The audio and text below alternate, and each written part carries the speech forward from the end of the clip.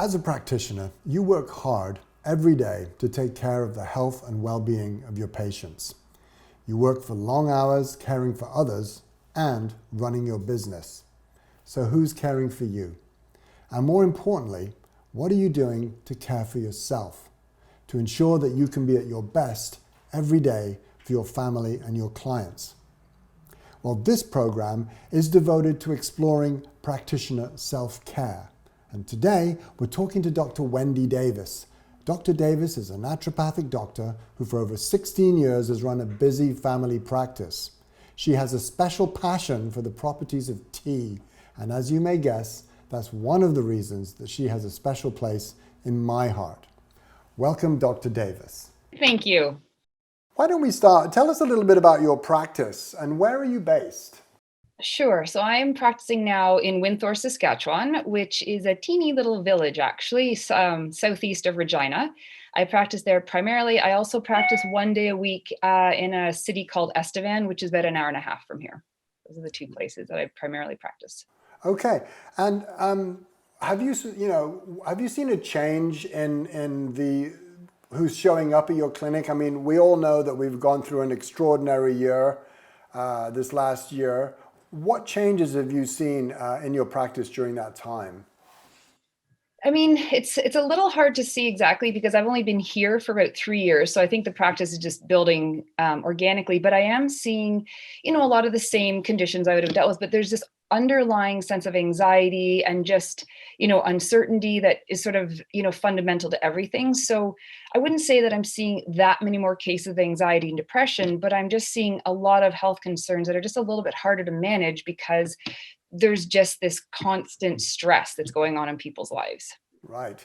And how is that affecting you as a practitioner?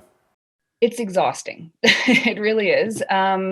Yeah, I mean, I come home and I'm pretty wrung out. I'm lucky that I can some days walk home. And so I like to take that time just to sort of decompress because it's a lot. Like, I mean, again, I've been in practice for a number of years, so I can sort of compare. And I would say there's just a lot more energy, I think, that I'm dealing with, if that makes any sense, and sort of just that uncertainty and just people needing hand holding because they're not getting it from their conventional medicine doctors. Like they're not getting, it's just phone calls and there's no face to face. I'm really fortunate. I'm still able to do as much face to face as I can. But yeah, people are just, they just need so much more. So it becomes tiring. Right, because you're continually pushing energy out to them all day long, aren't you? Exactly. Absolutely. Yeah. Well, that brings us nicely to the question of, what do you do to take care of yourself? What is your self-care regimen? Maybe you can give us some insight into that. Sure. So as long as I've been practicing, I take Wednesdays off. So I'm really, as much as I humanly can, that is the day that I'm not off. I'm not, I wish I was sort of sitting down reading a book all day, but I'm just not in patient visits. Okay. And so I find that that's how I'm able to, catch up with paperwork and do some research and make consult, with other practitioners, that kind of thing. So I find that important just so it's not that many more evenings and weekends that I'm dedicating, which I do that as well, but just slightly less. So the Wednesdays off is huge. I'm actually going to start target shooting. I have a lot of space out here. So, you have to have your blood pressure down and your breathing down and be very calm. So I feel that, some people meditate and I'll just shoot things. So that'll be part of it. Right. Gardening is huge, actually. I love being like hands in the dirt in nature, just, out there. And being in Saskatchewan, we have lots of wind. So it's not always possible for me to, listen to podcasts and multitask when I'm outside. So it's very much like I am there very presently. So that's sort of general. And then others, I'm pretty particular about my diet. I'm really conscious about that and exercise. My background was in kinesiology. So, being physically active is key. And that's something that's sort of a non-negotiable.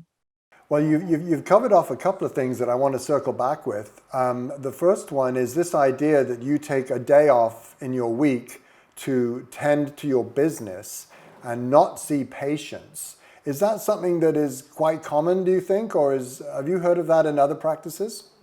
I was just speaking to a colleague actually in Winnipeg earlier, or I guess last week, and he does the same thing. So I don't think it's common enough, though. And I think it probably started with me because I just wasn't busy enough and when I initially started. And so it seemed like a good midweek break, and it's something that just stuck. But I think it really, if someone yeah, if someone can afford to do it, but I almost think you can't afford not to do it, like taking that, Right. because then otherwise we just have so many things to do. It runs into evenings and weekends. So I think it would be, if someone can do it, it would be beneficial, I think. So an important part of your self-care is to make sure that you devote one day a week to the business, so that on the other days when you're with your patients, you're not worried about the business. And it means that you're not working into the night every night to catch up. And so you can arrive more fresh the next day. That's right, exactly. Yeah, I think it's a great idea. So something else you said that caught my attention was that for you, diet is so important. And, you know, of course, for most of us working in this field, you know, diet is a key part of what we recommend to our patients. So obviously, hopefully we're following the same protocols. But my question to you is, I know that your practice is in a small town. You called it a village, actually. Yeah. And, you know, villages are not famous for their grocery options. So I'm wondering, just on a practical level, how do you keep your diet to the standard that you want when you're living in a small town or a village? Well, I agree. It's an hour and a half drive to Regina. So, you know, when we go, we pack cooler bags and we buy a lot. And so it's a lot of produce at that point that we can freeze. We actually raise bison. And so we are fortunate that we have ample supplies of really clean meat, which is crucial. We also have pigs and chickens that occasionally get out. But that's how I can guarantee that at least my protein is generally really clean. And yeah, it's tricky. I'll be growing a lot of my own vegetables and have done in the past, but it is definitely hard. In fact, it's something that as a program that I'm thinking of developing is really working with people in these small towns to sort of focus on, you know, how can you eat not out of a box and how can you eat more, you know, healthy food, fresh produce, that kind of thing. But it is tough, especially at this time of the year when, you know, things are kind of at the end of their season sometimes, but it's tricky. It definitely is. And so it becomes, you know, a lot of things out of the freezer or trucks into the city and you stock up that way. So that is what I miss the most moving from Ontario to here. So let me ask you this. You talked about clean protein. Could you expand on that a little bit? What does that mean? For sure. So, I mean, what we do, I mean, we have bison are a wild animal. So, you know, there's no antibiotics. There's no, you know, they're not processed in a lot of the ways that conventional feedlot beef, chicken, pork are. So, I mean, our chickens are running around outside. Our pigs are running around outside. Like we've got, you know, hundreds of acres where the bison roam. So it's very, not contained. And, you know, I know how the food is processed. I know how they're slaughtered. I know every step of the way. And that's important to me because I really do feel that when it comes to hormone balance, which is what I do a lot of in my practice, you know, if we're getting a lot of synthetic hormones in our foods, that's impacting our health. So even when I was in Ontario, that was something I was really conscious of. And now it's just a little bit easier. But, food is medicine. It truly is. And that, you know, that's the premise of why I developed the tea line. I thought, you know, tea is another form of medicine and, you know, drink your medicine. Great. But the meat, the protein is really important. And that's something that, again, out here, we're actually lucky because we have a lot of cattle farmers. People do have a lot of, we have a lot of space. So people have their own chickens. So from a protein perspective, we're actually quite lucky. It's the fresh produce that isn't really as convenient. Right. Okay. So let's just change tack a little bit. I mentioned off the top about your passion for tea. And of course, I'm a tea drinker. You can probably tell by my accent.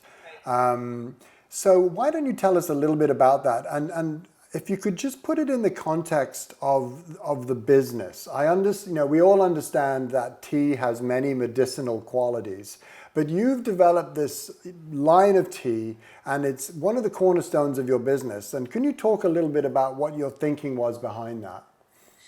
Absolutely. I actually went to a conference years and years ago, and it was actually Walter Crinian, who sadly has passed, and he talks so much about detoxification and how that's just so crucial. And I would agree that that's probably a large part of why we see so much chronic illness. And so he initially said, it's 3 cups of green tea and 3 cups of rooibos tea and 3 cups of oolong tea. And I thought to myself, I can't get my patients to drink 2 cups of water, so 9 cups of tea isn't going to happen. So I thought, okay, I'm gonna combine these. I So I started making up my own tea blends, and then just got into more hormone balance with my patients and thought, well, geez, like I can put, tea into the tea that balances and works on hormone balance. So that was sort of how it evolved over the last, decade pretty much. And so it's also because, I have patients that they want to do things. Well, I mean, some people want a pill, but somewhat just want another way to sort of bring in health. And so tea works really, really well. So what does it mean for your business though? That's what I'm trying to get at, because recently we did a talk with Dr. Megan Walker, and she's part of the Clinician Business Labs, and we do a series with her called The Savvy Practitioner. And part of that is to help clinicians develop a differentiation in the marketplace and a niche and a specialty so that they can have more success in marketing their business. And when I saw your website and I saw that your passion for tea, and then I discovered you had developed your own line of tea, can you talk a little bit about what it's meant for your business? Well, I'm still working on it, because as a full-time practicing naturopathic doctor, it's a lot of work to develop something like this. Like I had no idea. And so it has been a slow work. So right now, is it impacting my my practice or my business significantly? Not yet. It's growing for sure, which is fabulous, but it's something that if I decided to practice part-time or not practice, I could dedicate a lot more time to it, obviously. Right. And it probably could be that, but at this point, it just hasn't grown because I haven't had the time to dedicate to it. So It's something I do as a side, because I have a passion for it. It's just not something that I do probably more than that. Right. And if other practitioners, perhaps anyone watching today, if they wanted to carry your line of medicinal teas, is that something that you would entertain? Absolutely. Yeah, I'm developing monographs as we speak. And so it is designed for that. Absolutely. And because there's two lines, there's the balance line that is sort of more practitioner specific, whereas the signature line is something that you could almost find in a health food store. Okay, so any practitioner can connect with you, and you can talk to them about setting them up with your line of teas, right? Yeah, we have wholesale pricing and that kind of thing. Great. Well, I mean, to me, that sounds like it is a part of your business that's obviously growing and of interest. And that leads me to another question. Now, I understand that you have a dispensary, which is part of your practice. Can you maybe tell us a little bit about that? And why did you decide to open your own dispensary as opposed to perhaps using a distributor, wholesale distributor? Yeah. Sure. So I've always done that. When I was in Ontario, I started with it. I actually took over a practice when I first started, and she had a dispensary. So I carried on with that. Definitely living where I live right now, I need to have that as an option for my patients. There is absolutely nowhere for them to get locally good quality supplements at all. It's, the drugstore, or it's, Walmart or Costco in the city. There are a few different health food stores in Regina, but again, that's quite a distance. So just because if I'm treating things acutely, or patients just like the convenience for the most part. And so it's something I've always had. And I feel like I've sort of tailored to working with less companies, but more quality companies, and that I really I know their products. Right. And was it difficult to set up? I mean, was it difficult to get that thing set up and get it going? No, I can't even imagine not having it. Actually, it's sort of like my left arm. I use it so frequently. Right. And setting it up was no problem at all. I mean, I think because, again, I transferred everything from Ontario. It wasn't a big deal. Right. Okay. Well, that's really good to know. So let's get back to the self-care, because that's what we're here to talk about today. Now, you've talked a little bit about working in the garden, and you've talked a little bit about target shooting. So both of those things strike me as being activities where your mind is separate from the physical activity. There's kind of a zen to that.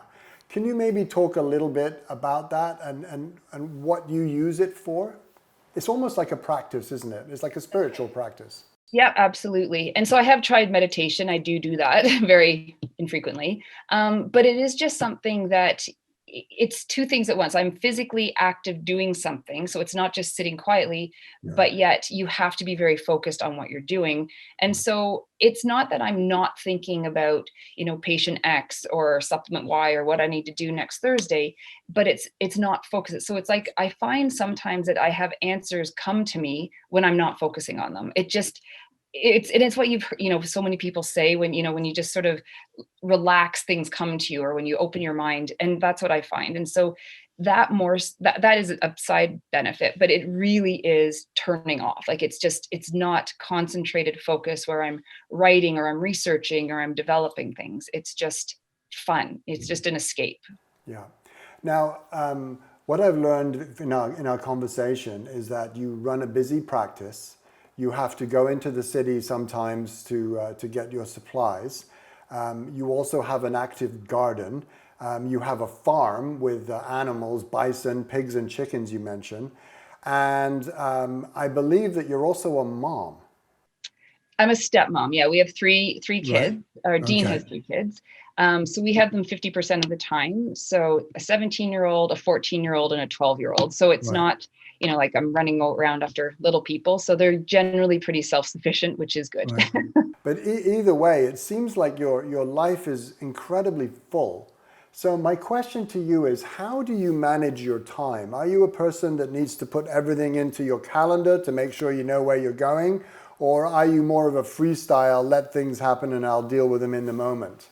Oh my goodness, no. I am structured, very regimented. I like sticky notes. I think whoever developed them should get a Nobel Peace Prize. I Right. like having lists, and I rewrite my to-do lists, and my schedule day to day is very structured, and I like that. I know when a patient's coming, I know when that appointment's over, and I try to do the same with my days off. And we have a whiteboard in the kitchen, and so everything that is needed goes on that whiteboard. And if you forget to put granola bars down, you don't get granola bars because I can't remember. Right. Yeah, so it is very organized, which is hard because that's a lot of work too sometimes. And so just to let go and be a free spirit doesn't happen that often, but I don't Yeah. think I could do everything if I did. Right. So basically, you're telling me that structure and routine is also part of your self-care because it allows you to not go crazy, basically. Yeah. Yeah, yeah. So just one last question for you. So in that time that is, well, do you have time that is your own time? Do you have time that you make, this is my time? Yeah, I get up early. I'm usually up at 5:30. And so I go to bed early, but I like that time where nobody else is awake. There's no noises. I don't have to talk to anybody. It's my tea, and I try to journal, or I try not to do any emails or anything like that for the first little while. Like I started to read journals because I didn't want to check any of the social media feeds. And that morning time, I get a good hour and a half on my own, and that is sacred. Right. And are you a music fan? Do you listen? Are you a reader? I'm a reader, absolutely. Any recommendations for us? Oh, I love Ken Follett. I've read so many of Ah, his books recently. I don't know if there's many left. He's great. And then right. I've actually gone back, and not just for its content, but actually my childhood favorite is The Secret Garden. Right. And so I dug up my old, very, like, the cover fell off, but I'm reading that book again, actually. Well, thank you so much for sharing your secret garden with us today. I really appreciate that you taking the time, and I look forward to speaking to you again sometime on Nutramedica. Terrific. Thank you. Thank you so much. Now, we invite leading natural health clinicians to share their insight on Nutramedica every day. And to get notified about our newest programs, go ahead and subscribe to this channel. If you enjoyed this program, please let us know by liking the video or leaving a comment. We always appreciate your feedback. And as always, I invite you to go ahead and click on the link below the video. You get unlimited access to our entire library of over 200 papers and clinical guidelines. It's well worth it. Simply register as a health professional and you'll get your free access. So that's it from us here at Nutramedica. Thanks for watching today, and we'll see you next time.